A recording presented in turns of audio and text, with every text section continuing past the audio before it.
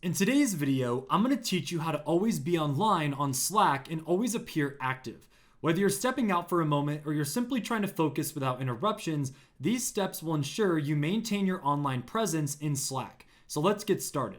First things first, you'll want to open up your Slack workspace. Once you're in, glance over to the left sidebar. In this area, you'll find your profile icon. Go ahead and click on it. This is your gateway to modifying your status and visibility settings. Now, if you leave your workspace idle for too long, Slack automatically marks you as away.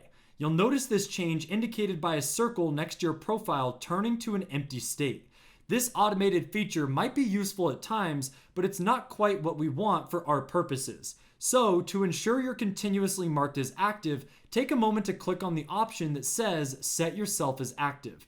This proactively resets your status, keeping that green online dot shining next to your profile.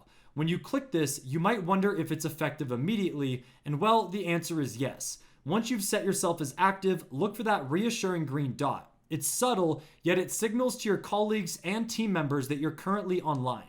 This is especially helpful during work hours when you prefer to keep a steady connection or appearance of availability.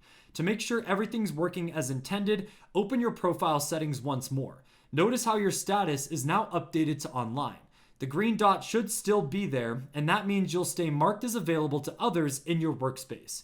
These steps are quite simple yet effective for those looking to control how they're perceived in a digital workspace, and keep in mind, balancing between appearing online and actually being available to your team is important.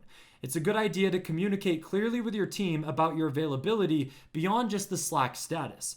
And there you have it, a straightforward way to ensure you're always online, at least in the eyes of Slack. These steps can come in handy for attending meetings or collaborating on projects without missing a beat due to an inactive status. Thank you for watching today's tutorial. If it helped you, make sure to drop a like and make sure to check out our other tutorials.